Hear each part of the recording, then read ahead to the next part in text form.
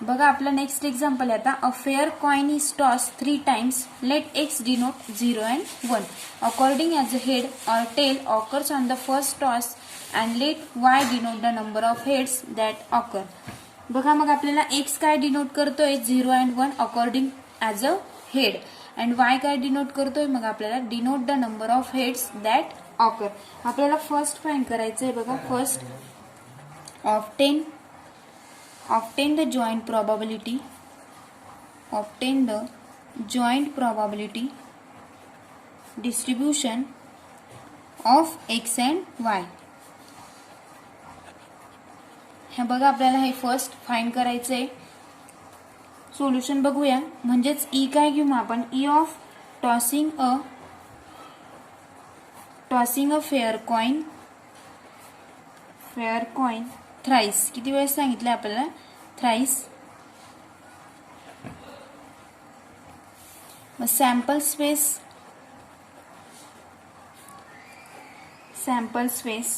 And corresponding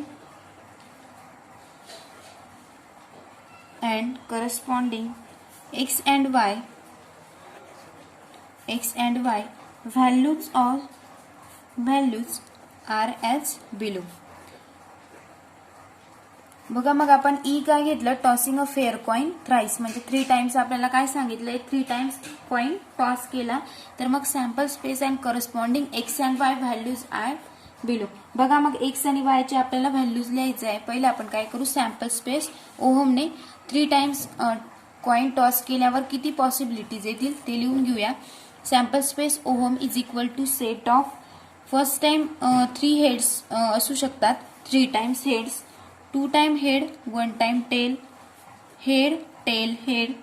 next बघा tail head head, head tail tail and tail tail head and tail head tail and tail tail tail. बघा इतक्या आपल्याला possibilities मिळू शकतात 3 coins toss केल्याच्या. 1 2 3 4 5 6 7 and 8. बघा मग x इज इक्वल टू. आता x काय सांगितलंय आपल्याला. 0 and 1 पॉसिबिलिटी सांगितलं. 0 and 1 according to a head. मग आपल्याला हेड 0 किंवा 1 असताना अकॉर्डिंग. आता बघा इथं काय 0 घेऊ शकतो आपण. 0 0 0. इकडे पण 0. नेक्स्ट 1. बघा मग आपल्याला काय सांगितलंय की let x denote 0 and 1 according as a head or tail. On occurs on the first toss and y denote the number of heads that occur. बघा मग आपण इथं एक्स इज इक्वल टू काय घेतोय की टेल, फक्त टेलच्या व्हॅल्यू घेतोय म्हणून इथे टेल नाही म्हणून आपण 0 लिहिला. इकडे टेल आपल्याला फर्स्ट टाइम दिसत नाही ना. फर्स्ट काय म्हटलेलं आहे तिथं. फर्स्ट ओनली फर्स्ट टॉस मध्ये काय मिळालं पाहिजे आपल्याला. हे टेल मिळायला पाहिजे. मग फर्स्ट टॉस मध्ये इकडे पण टेल मिळाला नाही म्हणून आपण काय व्हॅल्यू घेतली 0. इकडे पण फर्स्ट टॉस मध्ये टेल मिळाला नाही म्हणून आपण 0 घेतले. इथं बघा THT म्हणजेच फर्स्ट टाइम मध्ये आपल्याला टेल मिळालाय म्हणून आपण 1 घेतलं. इकडे नाही मिळालाय म्हणून आपण काय घेऊ 0. इकडे मिळालाय टेल म्हणजेच आपण 1 घेऊया. इकडे पण मिळालाय म्हणजेच 1 आणि इकडे 1. अशा पद्धतीने आपण काय केलं एक्सचा सेट लिहून घेतला. बघा next y is equal to. बघा वायचं काय सांगितलंय मग आपल्याला. नंबर ऑफ हेड्स किती आहेत ते लिहायचे आपल्याला वायच्या सेटमध्ये. बघा नंबर ऑफ हेड्स इकडे 3 दिसत आहेत. तिकडे किती आहेत मागले 2. इथं पण 2. नंतर 2 1 1 1 अँड 0.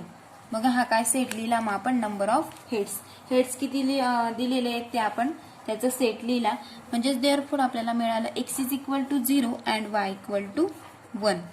x इक्वल टू 0 घेतला आणि y equal to 1 occurs only once. Therefore म्हणजेच आपल्याला काय मिळेल मग probability of x equal to 0 and y equal to जर आपण 1 घेतलं y is equal to 1 equal to आपल्याला पॉसिबिलिटीज काय मिळालं मग 1/8. म्हणजेच 8 पूर्ण हे मिळाले ना आपल्याला. टेल हेड किती पॉसिबिलिटीज किती मिळाल्या आपल्याला 8 मिळाल्या. म्हणून आपण probability of x equal to 0 y is equal to 1 equal to काय लिहिलं मग आपण 1/8. मग त्याच पद्धतीने x equal to 0 and y equal to 2 जर घेतला आपण, y equal to 2 occurs twice घेतलं तर काय मिळेल मग आपल्याला, probability of x equal to 0 comma y is equal to 2 म्हणजेच काय मिळेल मग आपल्याला, पॉसिबिलिटीज 2/8 म्हणजे 2/8 मिळेल. म्हणजेच मग नंतर आपल्याला नेक्स्ट काय काढायचं आहे, the joint probability distribution. The joint probability distribution of x and y is, बघा x and y चे आपल्याला जॉईंट प्रॉबॅबिलिटी डिस्ट्रीब्यूशन बघायचे आहे. मग आपण इकडे y च्या व्हॅल्यू, इकडे x च्या value, x is equal to किती दिलेलं आहे आपल्याला, 0 and 1. y is equal to 0, 1, 2 and 3 दिलेलं आहे बघा.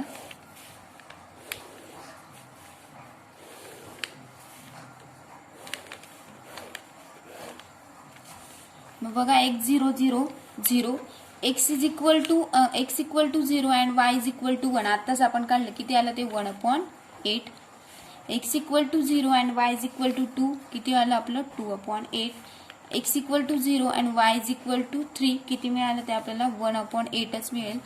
Next y equal to 0 and x equal to 1, 1/8 and x is equal to 1, y is equal to 1, 2/8. x is equal to 1, y is equal to 2, 1/8 आणि हे काय मिळेल, x is equal to 1 and y is equal to 3 किती मिळेल ते आपल्याला 0. बघा हे आपण काय काढलं, joint probability distribution of x and y. बघा आपल्याला सेकंड फाइंड करायचं आहे आता, find the marginal probability distribution of x and y. Find the marginal probability distribution of x and y. मग फर्स्ट आपण x चं काढूया बघा, the marginal probability distribution,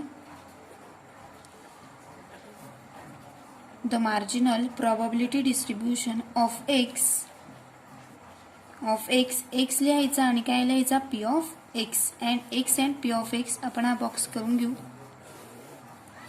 x मध्ये काय दिलं आहे आपल्याला 0 अँड 1 आणि काय करायची आहे टोटल.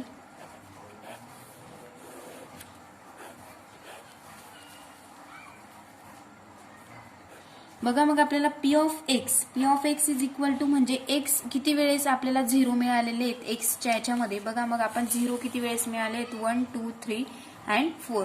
म्हणजेच आपली पॉसिबिलिटीज काय येतील मग 8 म्हणजे 8 आपल्याला पॉसिबिलिटीज 8 पैकी आपल्याला किती मिळत आहेत 4. म्हणजेच बघा 8 पैकी 4 म्हणजेच आपण 8, 4/8 असं किती 0 किती वेळेस मिळालेत मग 8 पैकी 4 टाइम्स मिळालेले आहेत आपल्याला. बघा 1 किती वेळेस मिळालेत मग 1 पण आपल्याला 1, 1, 2, 3 अँड 4. x आपण बघतोय प्रॉबॅबिलिटी ऑफ x म्हणजेच x पण किती मिळेल आपल्याला 4/8. मग आपली टोटल काय मिळायला पाहिजे आपल्याला 1, 4/8, 8 + 8, 4 + 4, 8 divided by 8 is equal to किती मिळेल आपल्याला 1. त्या पद्धतीनेच आपल्याला y चं पण काढून घ्यायचं आहे, the marginal probability distribution of y. बघा y चं काय येईल मग y and p of y. y च्या व्हॅल्यू आपल्याला कुठपर्यंत दिलेल्या आहे, y is equal to 0, 1, 2 and 3 and काय लिहायचंय मग आपल्याला टोटल.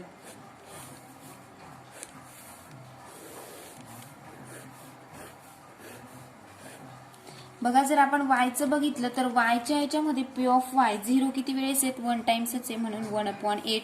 1 किती वेळेस आहे मग 3/8, 3 टाइम्स आहे म्हणून 3/8. 3 टाइम्स आहे म्हणून 3/8 अँड 3 पण 1/8 म्हणजे 1 टाइम्स आहे. बघा त्यांचे addition 3 + 1 4, 4 + 3 7, 7 + 8 divided by 8 is equal to total काय मिळाले आपल्याला 1. नेक्स्ट बघा मग आपल्याला फाइंड काय करायचंय, x अँड y आर. थर्ड फाइंड करायचंय बघा, third x and y are independent, x and y are independent random variables. X आणि वाय इंडिपेंडंट रॅन्डम व्हेरिएबल्स आहेत का हे फाइंड करायचं आहे. बघा म्हणजेच आपण पी ऑफ 1 1 घेतलं, पी ऑफ 1 1 काय मिळालं याचं सोल्युशन 1 1 जर घेतलं तर ते किती मिळालं आपल्याला 2/8. जर आपण पी ऑफ 1 घेतला तर पी ऑफ 1 किती मिळाला आत्ताच आपण बघितला एक्सच्या टर्ममध्ये 4/8 मिळाला.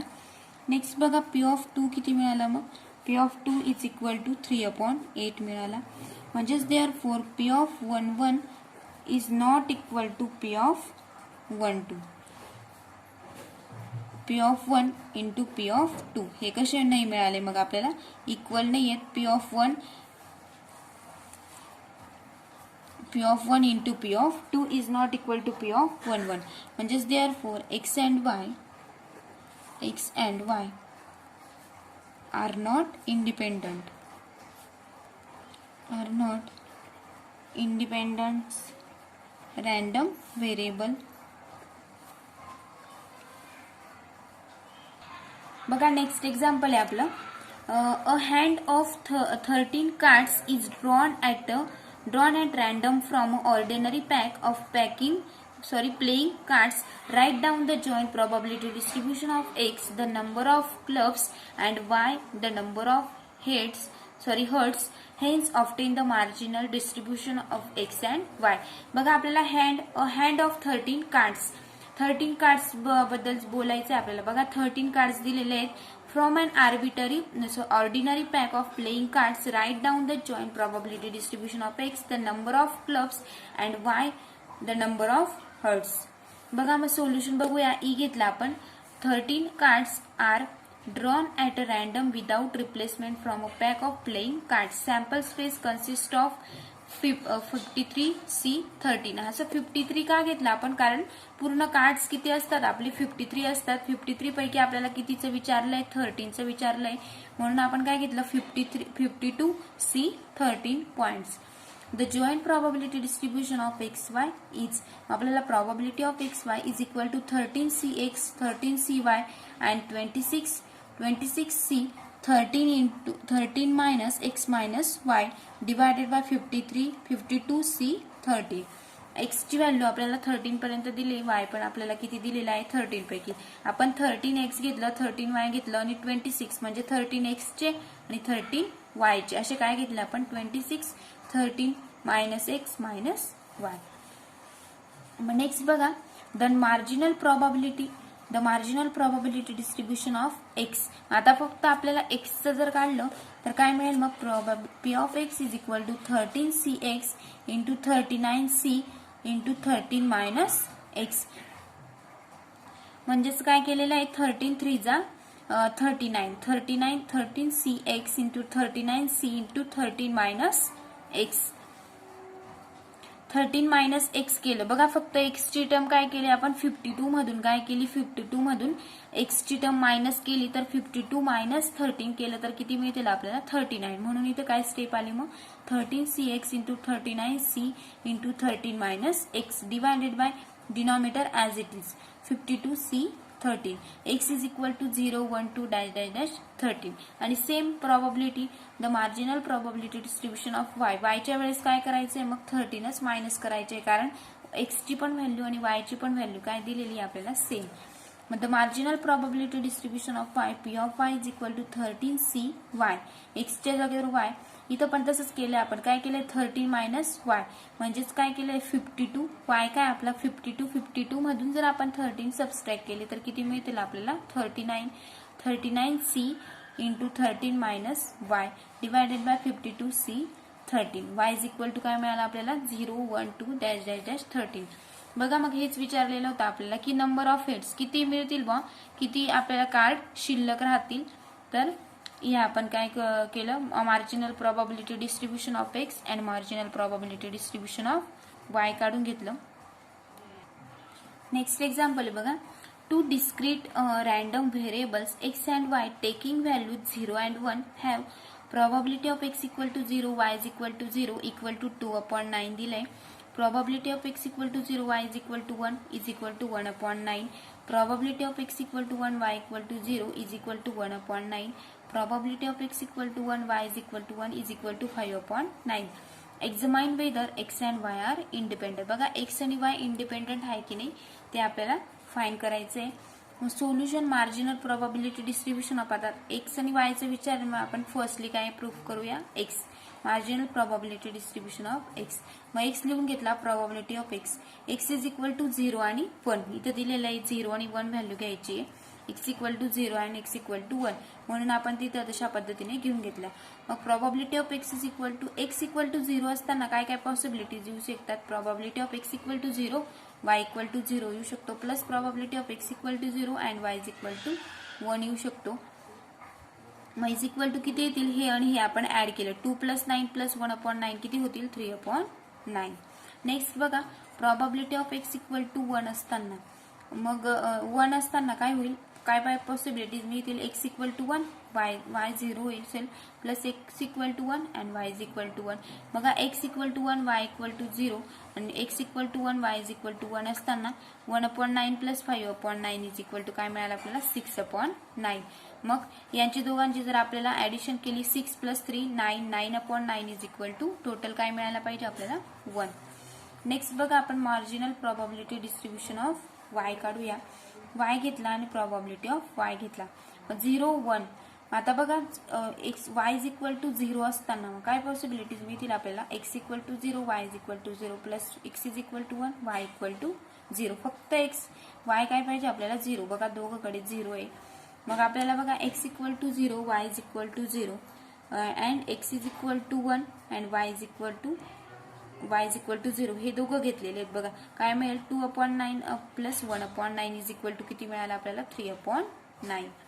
त्याच पद्धतीने प्रोबॅबिलिटी ऑफ वायची व्हॅल्यू आपण 1 टाकली. मग 1 असताना बघा वायची व्हॅल्यू दोघंकडे 1 घेतली आणि एक्स इक्वल टू 0 घेतला, एक्स इक्वल टू 1 घेतला. मग ते बघायचं आपल्याला क्वेश्चन मध्ये की X equal to 0, Y is equal to 1 and X equal to 1, Y is equal to 1. 1/9 plus 5/9 is equal to 6/9 and 6 + 3 is equal to 9, 9/9 is equal to total काय मिळाली आपल्याला 1. मग नेक्स्ट बघा random variables X and Y are also said to be independent if and only probability of x Y is equal to probability of X into probability of Y for all X and Y. Here we observe that. आता जर आपण first घेतलं की probability of X equal to 0, Y is equal to 0. X पण 0 आहे, Y पण 0 आहे. किती मिळालंय ते आपल्याला 2/9 मिळालंय. बघा first 2/9 and probability of X equal to 0 is equal to 3/9 and Y is equal to 0 असताना पण 3/9. बघा हे पण 3/9 हे पण 3/9 मिळालं आपल्याला. म्हणजेच दॅट इज बघा probability of X equal to 0 and Y is equal to 0 is not equal to probability of X equal to 0 and probability of Y equal to 0. बघा म्हणजे हे कसे नाही मिळाले आपल्याला इक्वल नाही आहेत. म्हणजेच therefore random variables X and Y कसे मिळाले आपल्याला आर नॉट इंडिपेंडंट.